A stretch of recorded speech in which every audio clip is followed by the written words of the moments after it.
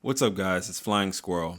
So we are now in the aftermath of UFC London, and I think one question has remained unanswered, and that is how and why did Leon Edwards lose? And I'm talking for real. Why did he actually lose? I mean, this guy is the number one ranked fighter in the division. He's one of the pound for pound top fighters in the whole UFC. He's known to be a world-class striker. He's known to have world-class wrestling defense. How did he end up getting clapped like thunder? I mean, how did he end up getting mauled like the beginning of The Revenant with Leonardo DiCaprio? He entered this fight night as the crowd favorite, but now we're leaving with questions. Was it Sean Brady and his elite grappling? Was it a bad weight cut? For days and days, fans and these goofy analysts on YouTube have dissected every single moment of this fight. But I think the truth is stranger than we've ever imagined. And I think I got to the bottom of it, guys. So just stick with me. We're going to dissect this fight, and you're going to see that the signs were there from the beginning. No one wanted to admit it, though. No one wanted to see it. So last week, Leon Edwards and Sean Brady were headlining in England. This is something he's done 3 times before, but this time was different, right? This time the stakes were a little higher. He's come off a loss for the first time since 2015. And this win would catapult Leon Edwards back into title contention. He has not lost in 10 years. So this is different. Sean Brady, he had only lost to Belal Muhammad. He's a strong, gritty grappler. And he's a solid boxer, but Belal Muhammad kind of broke him on the feet. So this was a chance for him to prove that he belongs in the top 5. Leon also, he seemed pretty confident coming in. He was almost overconfident, looking past Sean Brady, just trying to get back to that Belal fight. And of course, we see him do his signature move of getting way too close up in the camera. We could, it feels like I can see it in his mouth. I shouldn't be able to see the in his mouth this soon before the fight. A little confident, thinking that he has it in the bag. And he started out strong. He had his signature crisp striking, his good distance management, as usual for Leon Edwards, keeping him at bay with the jab. But around 2 minutes left in round 1, Leon's footwork, it seems to get a little bit sluggish. He seems to look a little bit gassed, a little tired from Sean Brady initiating a lot of clinch work, a lot of dirty boxing, a lot of gut punches, a lot of body work. Soon after, he gets his foot swept by Sean Brady. When you get in the clinch and you're pummeling with a shorter guy, you're going to be off balance. So when you fall hard. And so we see, look, and this is where you're going to see what I've noticed, and no one else on YouTube is saying this. You're going to see it right here.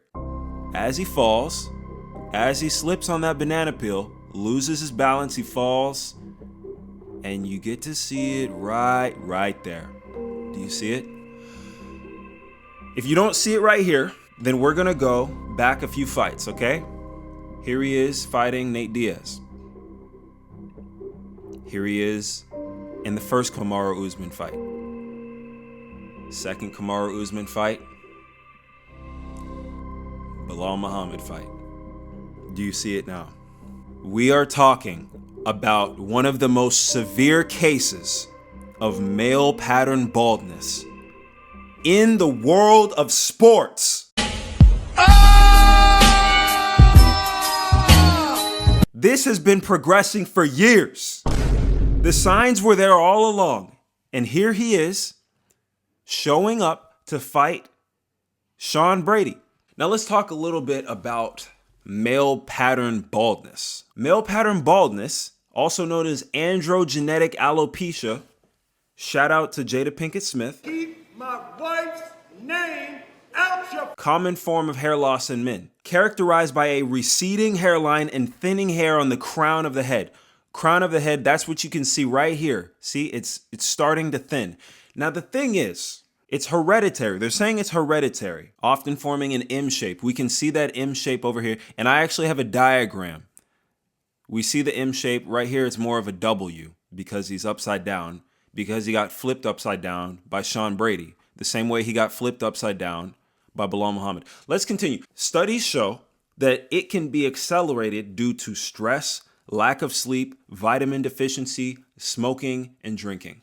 Now, we've seen Leon Edwards doing all these things. We've seen him partying.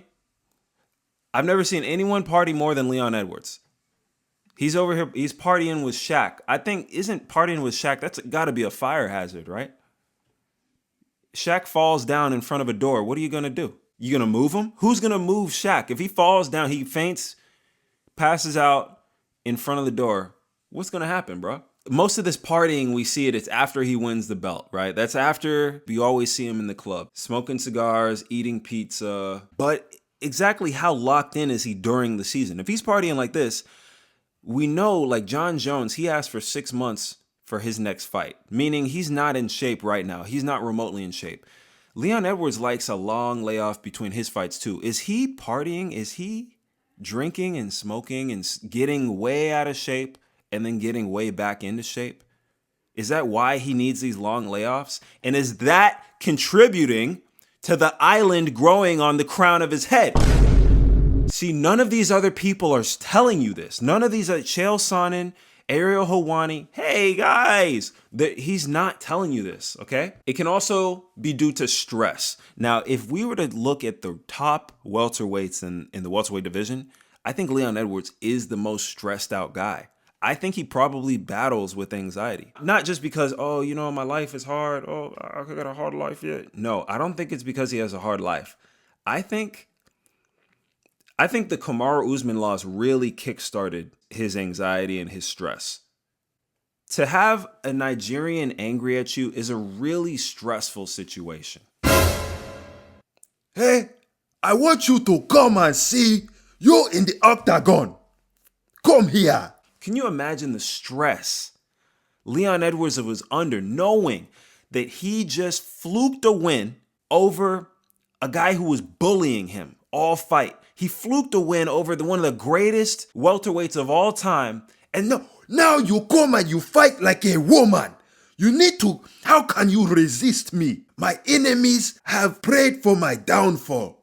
And now I will come back with a vengeance. That's how Kamaru Usman and all Kamaru Usman's family, they were probably all in Leon's ear. Leon was probably losing sleep. And then he beats him again, right? He beats Kamaru Usman again. Then who does he piss off after that? He pisses off, I don't want to get political, but I mean, he pissed off a Palestinian.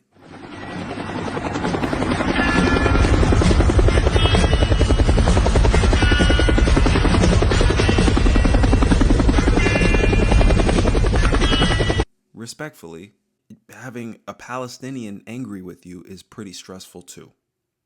Okay? And so now his hairline's starting to get pressed like Patrick Beverly, okay? After this guy, he's got to fight a tatted up dude from Philly. Okay? Can you imagine the stress that this man is under? He's not sleeping. Philly just won a Super Bowl. That means that Sean Brady has been living in the Purge City. He's not just fighting any guy from Philly. He's fighting a guy, he's fighting a white guy who has a Dominican barber. Okay, and he's coming in there. Let's talk about his barber situation too, because I look similar to Leon Edwards. We have similar genetics. Luckily, the crown of my head is still covered with hair. But when you go to the barber shop with a hairline like Leon Edwards, here's what happens, okay? And I got another picture. I got a zoomed in photo.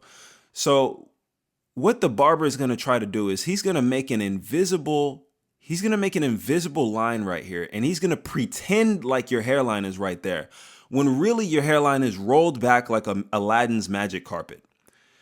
And he has to pretend, and he has to walk by faith and not by sight when he's cutting your hair. Okay?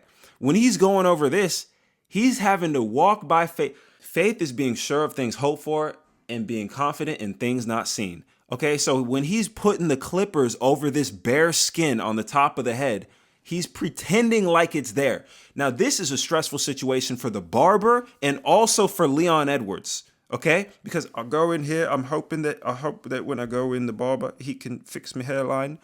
And the barber is saying, bro, I can't fix the hairline. What is this? You come in here with the letter M. This isn't Sesame Street. You want me to cut it all off? Leon said, no, I can't cut it all off. No, I can't do that. I have a fight later.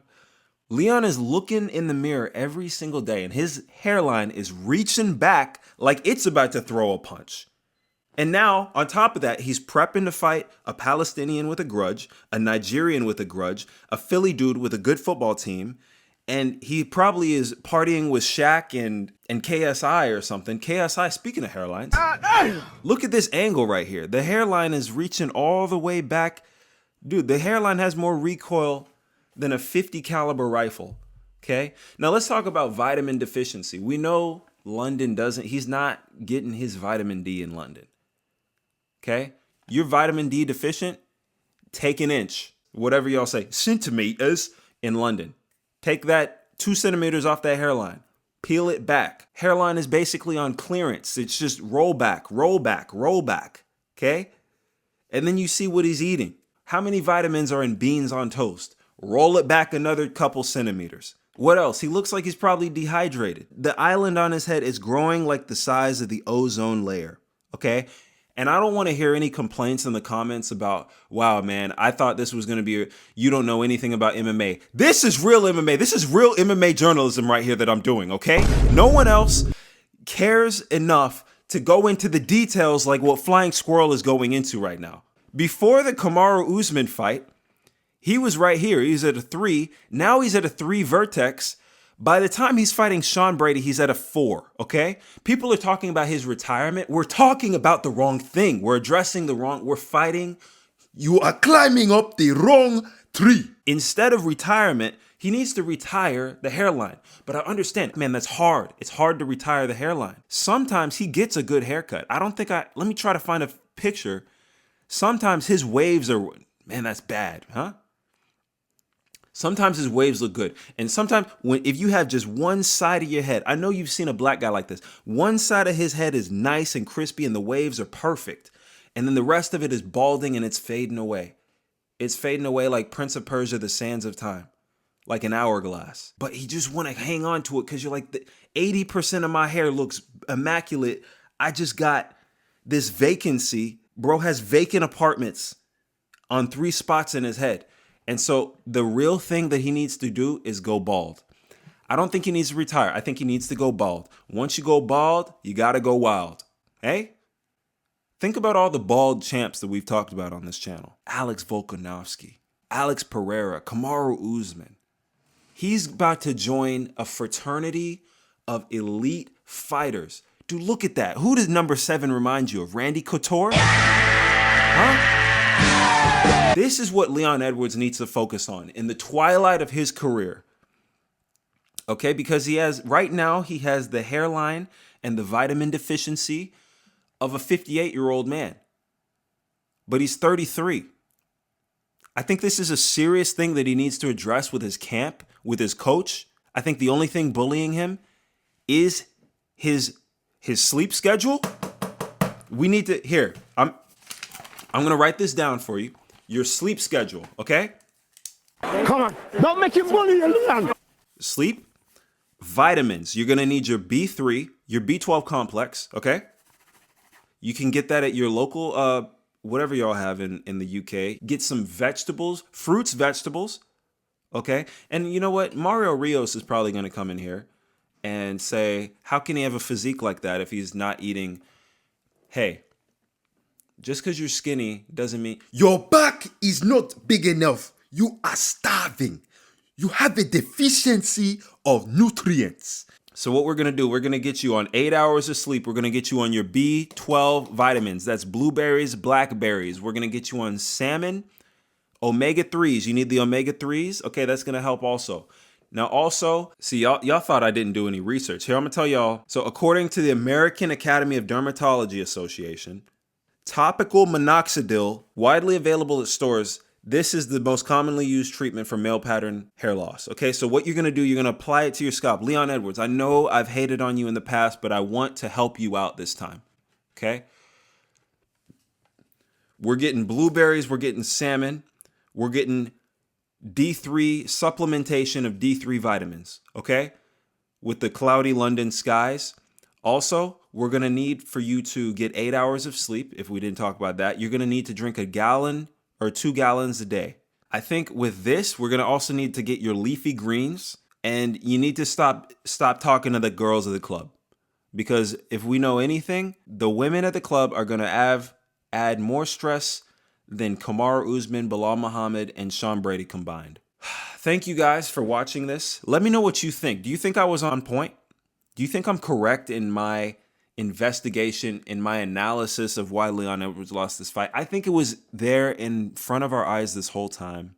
And it was only a matter of time before one of us, analysts on YouTube, uncovered it. If you like what you watched, make sure you like and subscribe. You might never see me again on your algorithm, so subscribe if you want to see more content like this. I'm Flying Squirrel. Peace.